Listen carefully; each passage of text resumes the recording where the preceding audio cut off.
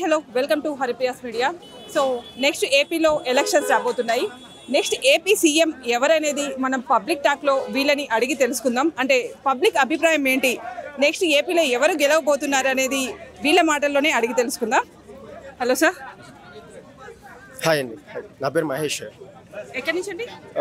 AP నుంచి వస్తుంది. So మీరు ఏమనుకుంటున్నారు, నెక్స్ట్ ఏపీలో సీఎం ఎవరుతారు అనుకుంటున్నారు? ఏపీలో సీఎం అంటే ఇప్పుడు ఆల్రెడీ మనకి మెయిన్ పార్టీలు అంటే టీడీపీ ఒకటి ఉంది, వైసీపీ ఒకటి ఉంది. ప్రజెంట్ 5 years నుంచి అంటే వైసీపీ మనకి చేసిందంటే ఏం లేదు. నేను కూడా వైసీపీకి ఓటేసాను యాక్చువల్గా. అంటే ఎందుకు అంటే వైఎస్ రాజశేఖర రెడ్డి కొడుకు కదా, ఖచ్చితంగా ఏదో ఒకటి చేస్తాడని చెప్పి అదే గెలిచాడు. కానీ అప్పటి నుంచి కానీ డెవలప్మెంట్ అంటే ఏం లేదు. కానీ డబ్బులు అయితే పంచాడు అందరికీ ఇవ్వడం, కానీ 15,000 ఇట్లా ఇవ్వడం లేడీస్కి. ఇప్పుడు చదువుకు సంబంధించి పిల్లలకి ఒక 15,000 అట్లా ఇవ్వడం, ఆటో వాళ్ళకి ఇవ్వడము, ఇంకా సంథింగ్ అందరికి ఇట్లా పంచడం అనేది కరెక్ట్ కాదు. ఎందుకంటే జనాలకి డబ్బులు పంచడం అనేది ఏంటంటే అది కరెక్ట్ అయితే కాదు.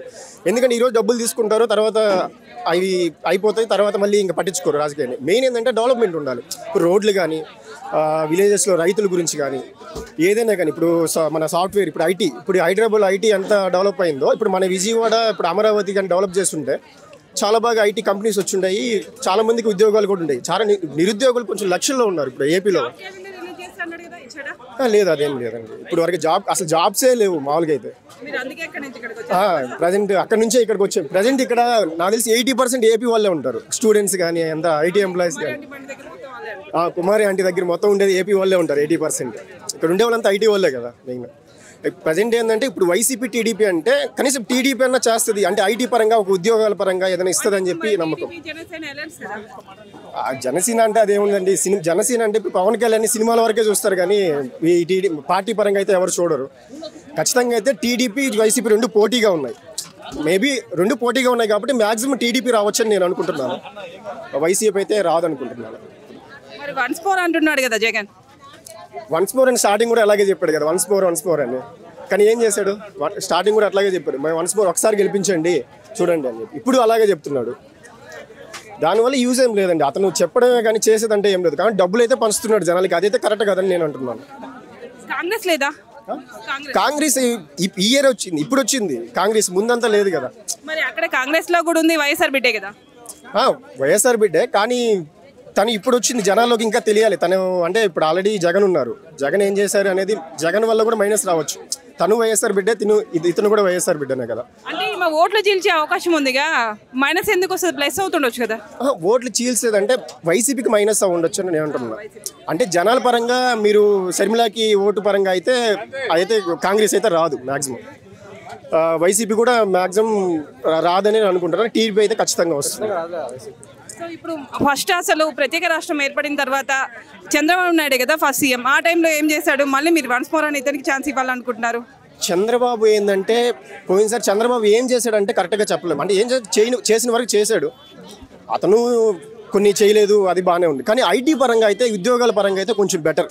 చంద్రబాబు ఏమన్నా ఇచ్చాడా ఐటీ పరంగా మీకు? అక్కడ ఏమన్నా ఐటీ పరంగా అక్కడేమి ఇవ్వలేదు. కానీ ఎందుకంటే ఈ మన రాష్ట్రం ఎప్పుడైతే చీలిపోయిన తర్వాత టీడీపీ అనేది వచ్చింది ఒక 5 years తర్వాత దానికి సోర్స్ లేదు. అంటే ఎక్కడ మన రాజధాని అనేది ఎవరికి తెలియదు. ఇప్పుడు రాజధాని అనేది అమరావతి అంటున్నారు, మళ్ళీ కర్నూలు అంటున్నారు, ఇక్కడ వైజాగ్ అంటున్నారు. మా రాజధాని అనేది మాకు తెలియదు. అయితే అమరావతి బెస్ట్ అనుకుంటున్నాను. యాక్చువల్గా టీడీపీ ప్రభుత్వంలో చంద్రబాబు నాయుడు మామూలుగా చేసింది అమరావతి ఒకటే అనుకున్నారు. ఒకవేళ టీడీపీలో చంద్రబాబు నాయుడు కానీ వచ్చి ఉంటే మేబీ అమరావతి డెవలప్ అయి ఉండొచ్చు, కొన్ని కంపెనీలైనా అమరావతికి వచ్చి ఉండొచ్చు, మాకు ఎంప్లాయ్మెంట్ అయినా ఉండేది, బాగుండేది అప్పుడు.